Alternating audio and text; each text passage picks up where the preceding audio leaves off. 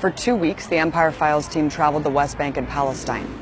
What we saw was one of the biggest human rights disasters on the planet, a brutal and growing military occupation that thrives off U.S. sponsorship, soon to be strengthened even more by another $38 billion in U.S. tax dollars, the largest military aid deal in history. This stark reality is never taught to us in school, and whenever we do hear about Palestine in the media, it might as well be directly from the Pentagon. It's a place the majority of Americans only get a first-hand look at on so-called birthright tours, which sell Israel as a fun, peace-loving country, living under threat of genocide from Muslims. The side we saw was very, very different. But the truth is actually much clearer. And before we show you what we saw on the ground, we must go back to understand the real history of how things got to where they are today. Many people have seen this famous map, showing the ever-shrinking borders of Palestine. But likely far less people could explain why the borders have changed so dramatically. Each phase and the stories behind them are essential pieces to a puzzle that we're told is just too complicated. First, how did these original borders of Palestine form, from the Jordan River to the Mediterranean Sea? The countries of the modern Middle East were once the same swath of territory owned by the Ottoman Empire. Of the nearly 500,000 people living in Ottoman Palestine, 75% were Muslim, 20% Christian, and 5% Jewish. Nearly 100% were Arab. Its cities, especially Jerusalem, were buzzing hives of Arab art and culture, a destination for intellectuals across the Middle East. Before Palestine had borders, it was a recognizable nation, its cultural identities distinct, with deep roots in the land. But plans for that land were being made elsewhere in the world. In the late 1800s, it was being eyed to be colonized. In the United States, Europe, and Russia, anti-Semitism was a dangerous and growing force. Mob killings of Jewish people were a regular occurrence. In this climate of terror began what is known as Zionism, or the belief in an exclusively Jewish state to be established somewhere in the world. From its founding through the first half of the 20th century, the Zionists remained an extremely small minority among Jewish people. The ideology was rejected by both religious and secular Jewish people, who agreed that anti-Semitism was a great danger, but that they should organize to defeat it in their home countries, rather than by mass exodus to another people's land. Many argued that exporting entire Jewish populations from Europe was in essence acquiescing to the demands of anti-Semites. But Zionism, however marginalized, became a fervent political movement, led by its proclaimed father, Theodor Herzl, an Austrian atheist. While first considering Argentina and Uganda as a homeland, the Zionist movement claimed rights to what it called Greater Israel, which includes all of Palestine and part of today's Lebanon, Jordan, Syria, Iraq, and Egypt. Their right to this land was based on the ancient biblical kingdoms of the Old Testament, which disappeared 600 years before the birth of Jesus. Herzl's job became jet-setting around the world, lobbying those in power he thought would be sympathetic to his project. The Zionists, more than anything, needed money to fund settlements, and ultimately a decree from the world's colonial powers.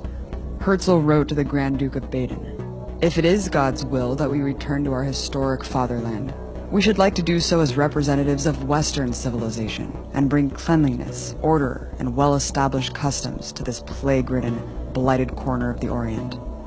The early Zionists promised to make Palestine a vanguard against barbarism, aka an extension of Western military power, and build highways of the civilized peoples, aka trade for European millionaires. The center of the campaign for the creation of Israel was the slogan, "A land without a people, for a people without a land." The assertion that there were no people in Palestine prior to Zionist settlements became the keystone of their policies, but they were always very well aware of the people there. In the words of another leading Zionist, Israel Zangwill, Palestine is not so much occupied by the Arabs as overrun by them.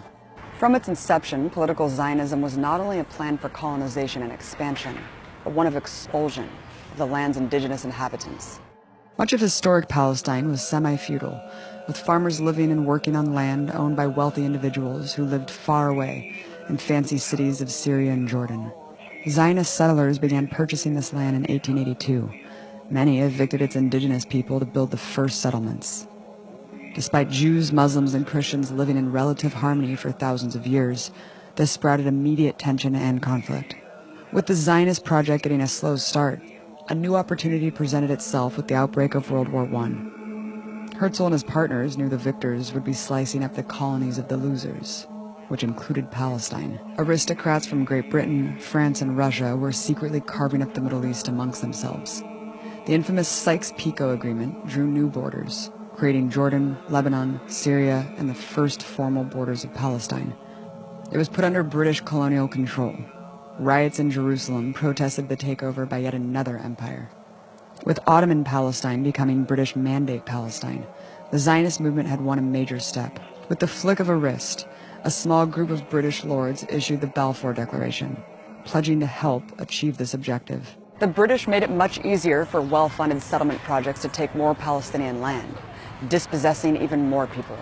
Yet Zionists' aim for a homeland in all of Greater Israel, without the indigenous Arabs, was still driving them. In 1919, a U.S. envoy reported, "The Zionists look forward to a practically complete dispossession of the present non-Jewish inhabitants of Palestine." Settlers had now become 10% of the population, growing with large donations from Western tycoons. The settlements had already created a refugee crisis. This photo from 1929 depicts a rally in Syria of Palestinian refugees, of which there were 50,000. With this new backing, the colonial project picked up its pace, purchasing even larger chunks of earth from the feudal landlords and creating small pockets of territory. Leader in the settlement movement, Ben-Gurion, who would become Israel's first prime minister and mascot for Tel Aviv's airport, wrote about the early days. "We were not just working. We were conquering land. We were a company of conquistadores." From 1920 to 1939, the settler population rose from 10 to 30%, and there was no confusion about what they were there to do. As Gurion himself said, "We must expel the Arabs and take their places."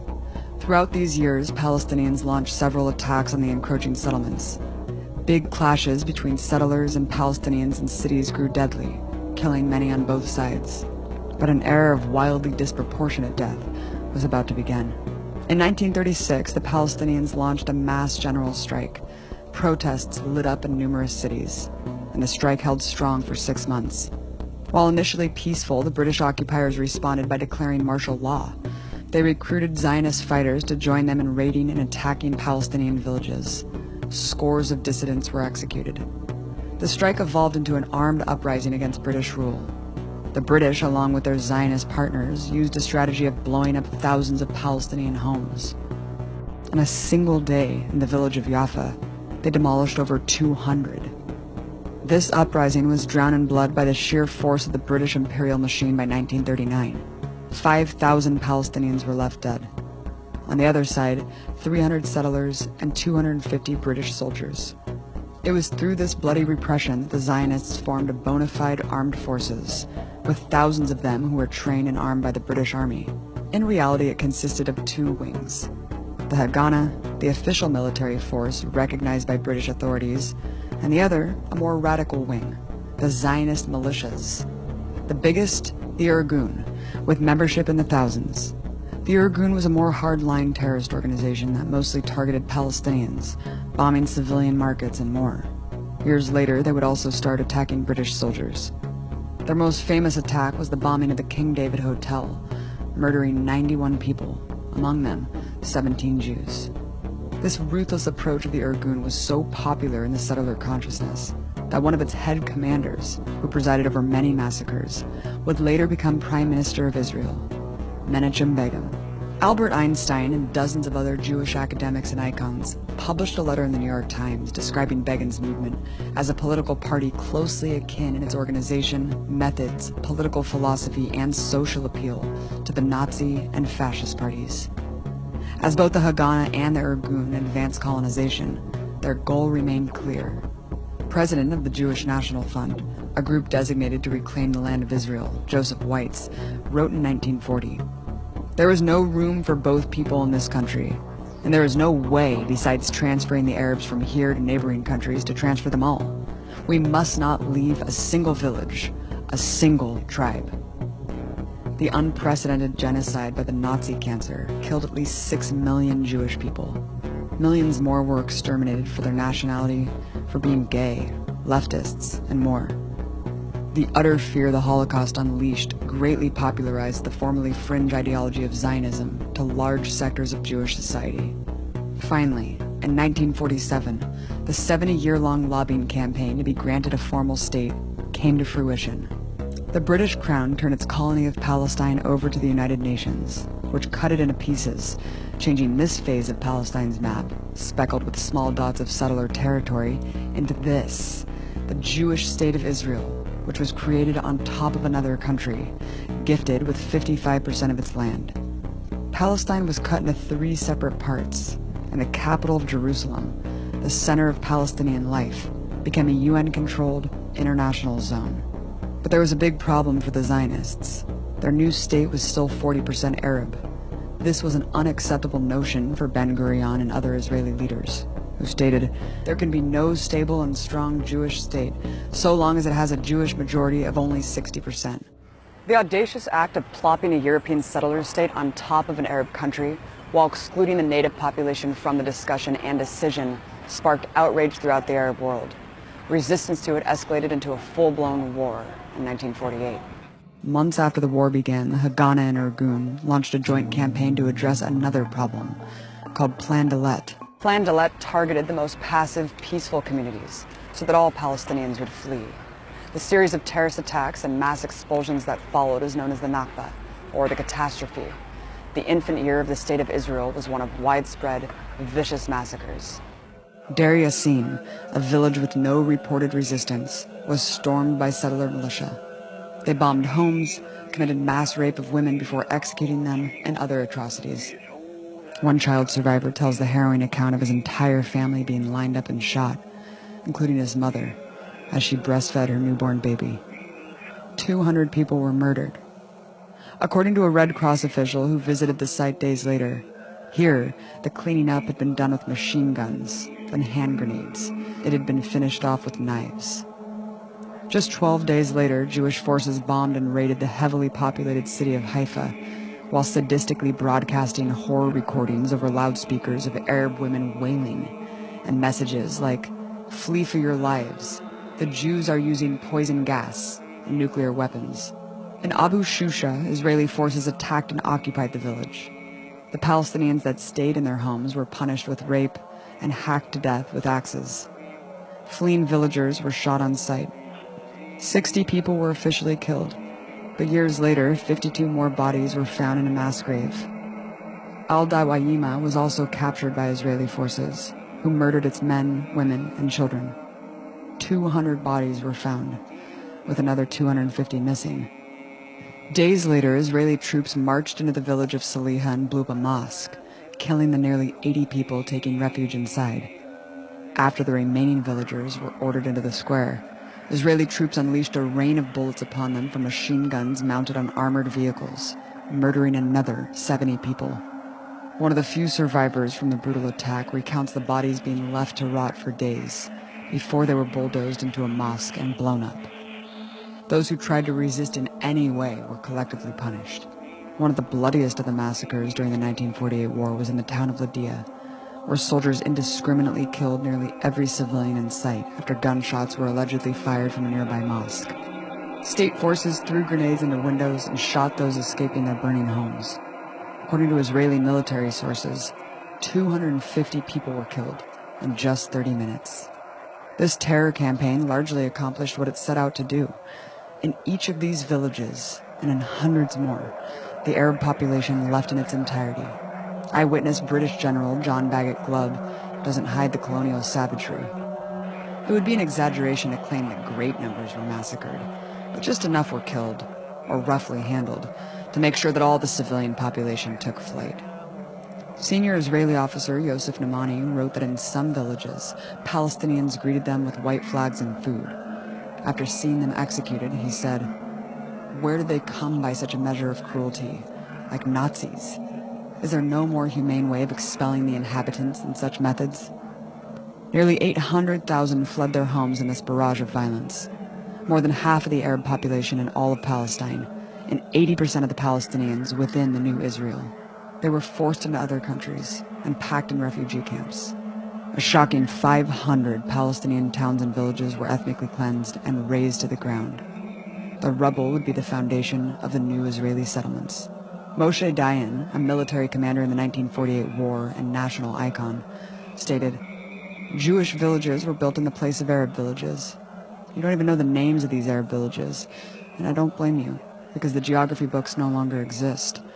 Not only do the books not exist, the Arab villages aren't there either. There is not one single place built in this country that did not have a former Arab population." In this brutal rampage, the military already seized half of what had been allotted to the Palestinians. By the end of 1948, Zionists had conquered 78% of Palestine. Palestinians now left with only 22%. While some in the Palestinian resistance carried out their own attacks on civilians during the war, nothing compared to the scale of Israeli crimes during the Nakba. And as Israeli historian Ilan Pappé explained, these acts took place in the context of an ethnic cleansing that carried with it atrocious acts of mass killing and butchering of thousands of Palestinians, who were killed ruthlessly and savagely by Israeli troops of all backgrounds, ranks, and ages. This violent expulsion of nearly 1 million people was so outrageous that it forced the UN to respond, issuing a resolution ordering Israel to allow all 800,000 Palestinian refugees to return to their homes. Land ownership for Palestinians plummeted. Before 1948, Palestinians owned 90% of the land. 4 years later, they owned only 3%. To this day, they remain displaced. Tens of thousands still remain in refugee camps. Israel's excuse for refusing to honor this UN resolution is that the Palestinians left voluntarily. For those who remain inside the borders of Israel, the new regime codified into law the superiority of Jewish settlers. Israel legalized the theft of Palestinian homes and land, limited political participation, and implemented a separate set of rights. Arab areas were occupied by the military and subjected to curfews. Many were arbitrarily arrested and deported. While the settlers were depopulating the land of Arabs, they also needed to repopulate it with Jews. Fear of anti-Semitism around the world was the main driver. After the 1948 war, Jews in Arab countries were targeted by a rash of anti-Semitic violence, but some in the Zionist project were even willing to sacrifice their own. From 1951 to 1952, there was a series of bombings in Baghdad, Iraq, against synagogues and other Jewish targets, causing dozens of casualties. A group called the Zionist Underground was found responsible by the pro-Western Iraqi government. This is confirmed by former CIA officer Wilbur Crane Eveland, writing, "In an attempt to portray the Iraqis as anti-American and to terrorize the Jews, the Zionists planted bombs in the U.S. Information Service Library and in the synagogues. Soon, leaflets began to appear urging Jews to flee to Israel. Most of the world believed reports that Arab terrorism had motivated the flight of the Iraqi Jews, whom the Zionists had rescued, really just in order to increase Israel's Jewish population." In 1954, a similar operation was carried out by the Israeli government itself, this time for regional ambitions in Egypt. They orchestrated a number of bombings on U.S. and British civilian targets, planning to blame Arabs and communists. Throughout the 1950s, Israeli military power had grown quite formidable, armed primarily by France. It dutifully used these weapons to aid French and British imperialism, including the invasion of Egypt to try to topple pan-Arab president Gamal Nasser in 1956. But as Israel ran away in defeat, like a petulant child, it demolished any building it could along the way. This earned the eye of the U.S. empire. Recognizing Israel's value against nationalist movements like Nasser's, the U.S. became its main military financier and pledged its own military to protect Israel. By 1967, Israel was a far stronger military machine, with monstrous American forces standing behind it. But even Israel's main ally was not safe from its brutal belligerents. That year, unmarked Israeli warplanes and torpedo boats aggressively attacked a U.S. Navy ship in international waters off the coast of Egypt. The relentless barrage on the USS Liberty, which had an American flag raised high, lasted for an entire 2 hours. 34 people were killed and 174 wounded. According to an NSA report, U.S. officials believed it was impossible for this to be a mistake, and that Israel intended to sink their ship and blame it on Egypt to goad the U.S. into invading. The attack was part of another ambitious land grab by Israel in what became known as the Six-Day War, the next chapter of Zionist expansion. Israel launched surprise attacks on Egypt, Syria, and Jordan. It invaded all of Palestine's remaining 22% of land. The official rationale for this major act of aggression was one of preemption, that the Jewish population in Israel was on the verge of being killed en masse by the Arab countries surrounding them. Many Israeli officials acknowledged that it was just propaganda, including top military commander during the war, General Mattiyahu Peled, who was quoted in Haaretz admitting, "The thesis that the danger of genocide was hanging over us in June 1967 and that Israel was fighting for its physical existence is only a bluff." The colonial superpower charged at lightning speed, showering the land with napalm. In less than a week, close to 40,000 Arabs were killed, many of them civilians in crowded cities that were firebombed and overrun by Israeli tanks. By contrast, under 800 Israeli soldiers were killed, along with 20 civilians. At the end of those 6 days, a new map emerged, closer to the greater Israel that the Zionists had always dreamed about. They conquered the Sinai Peninsula of Egypt, the Golan Heights of Syria, and the rest of Palestine. Another 300,000 Palestinians were made refugees during that short time. Many of them had already been made refugees once before, during the Nakba. While they had to ultimately return the Sinai to Egypt, the territory that Israel seized in this war remains under their control today. The map shows the existence of Palestinian territory. All of it is still subject to Israeli military occupation and law. Hundreds more legal settlements have also chewed holes in the map, reducing actual Palestinian landmass to almost nothing. While the occupation that continues today is presented as simply security measures to protect the Israeli state from terrorism, it is the same expansion and conquest that's marked the last century. In the face of unimaginable brutality all of these years, the Palestinian people have carried out their most powerful tool of resistance, continuing to exist, keeping their roots firmly planted in the land, where every possible weapon is used to expel them. And they've shown that heroic resilience will never die.